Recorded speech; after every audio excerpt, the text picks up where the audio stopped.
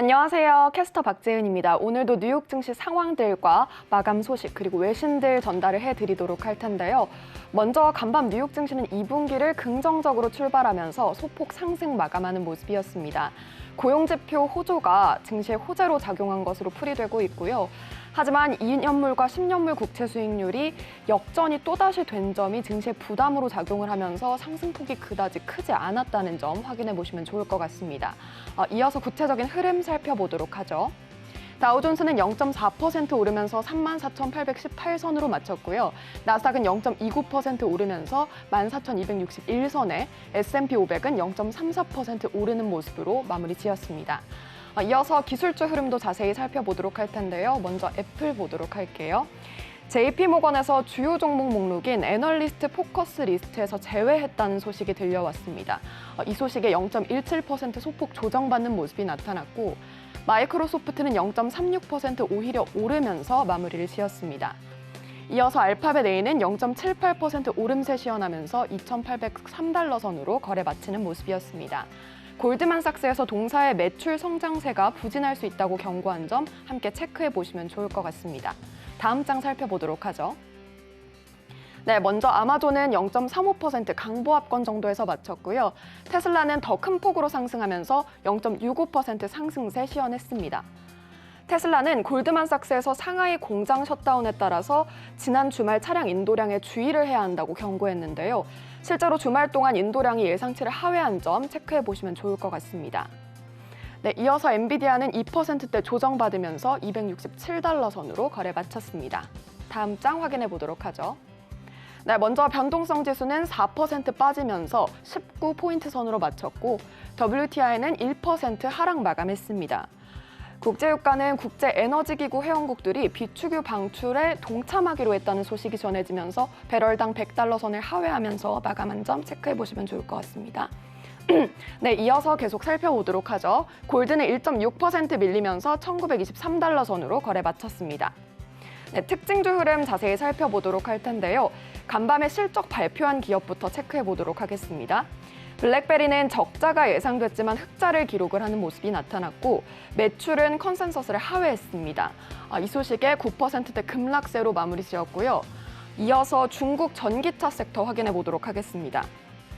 3월에 인도량이 우수하게 나타났는데 특히나 동반에서 급등하는 시현 흐름이 나타났고요. 샤오펑은 5%대 급등, 그리고 니오는 4%대 상승세로 마무리 지었습니다. 다음 장 살펴보도록 하겠습니다. 밈 주식 볼 텐데요. 최근 계속해서 회자가 되고 있는 가운데 게임스탑이 급등을 하면서 다른 밈 주식의 동반 상승세를 견인하는 모습이었습니다. 게임스탑은 주식 분할 소식에 급등을 했는데요. 하지만 결국에는 하락세로 마감을 하면서 변동성이 심한 점 체크가 되고 있습니다. 그리고 AMC는 5%대 급락했고 베드베스 & 비욘드의 경우에만 1%대 상승세로 마무리 짓는 모습이었습니다. 이렇게 특징주 흐름까지 살펴봤고요. 간밤에 나왔던 자세한 외신들 살펴보도록 하죠. 먼저 주말 동안 나왔던 주요 경제지표 분석해 보도록 하겠습니다. 지난 금요일장 상승 재료로 작용을 하기도 했는데요. U.S. economy gains 431,000 jobs in March and wages surge again as labor market powers ahead. 노동시장이 강하게 회복을 하면서 3월 비농업 고용이 43만 1,000명 증가를 했고요. 임금은 또다시 급증하는 모습을 나타냈습니다. 표를 통해서 자세히 분석해드리도록 할 텐데요. 먼저 팬데믹으로 인한 경기 침체 초반과 비교를 해보자면 고용은 꾸준히 증가하는 모습을 확인을 할 수가 있습니다. 그리고 실업률 같은 경우는 반대로 가파르게 감소하는 모습을 확인을 해볼 수가 있죠. 또 추가적으로 코로나로 인해서 가장 크게 타격을 받았던 레저와 접객 부문이 가장 크게 지금 증가세를 보이고 있는 것을 확인할 수 있었습니다.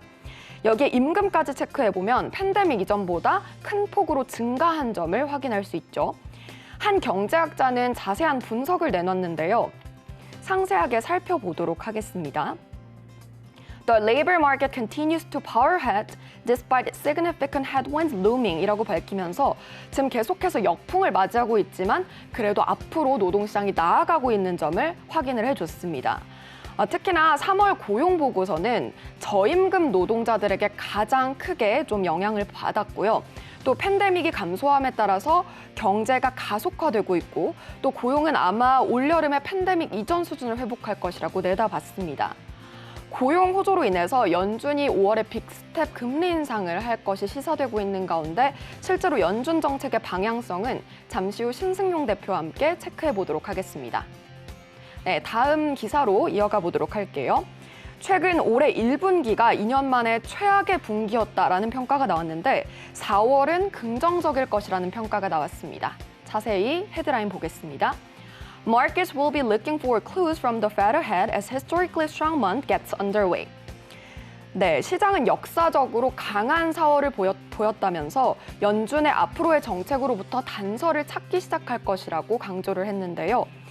일단 상세한 전문가의 의견부터 체크를 해보자면 The S&P has been higher 70% of the time and has gained on average 1.7%이라고 밝히면서 4월에 전체를 체크를 해봤을 때 70%가 상승을 했고 또 평균 1.7% 올랐다고 분석이 나왔습니다.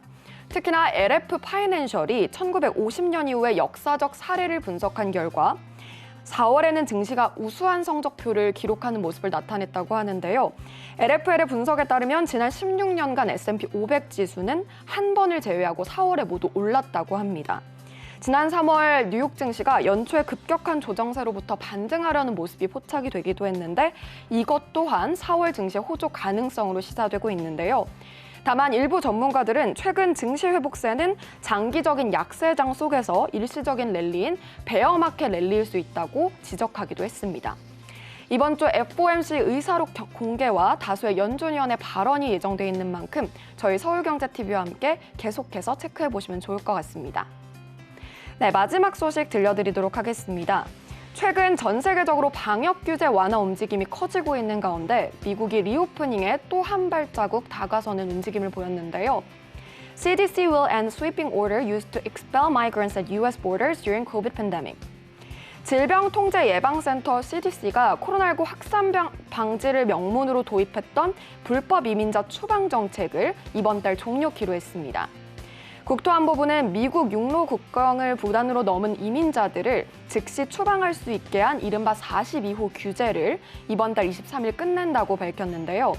현재 보건 상황과 코로나19 대처 능력을 고려했을 때 이민자들의 입국 권리를 막는 조치가 더는 필요하지 않다고 설명을 했습니다. 보건을 명목으로 한 정책이긴 하지만 도널드 트럼프 전 미국 대통령의 대표적인 반이민 정책으로 꼽히고 있는데요. 자세한 전문가의 의견 들어보도록 하겠습니다.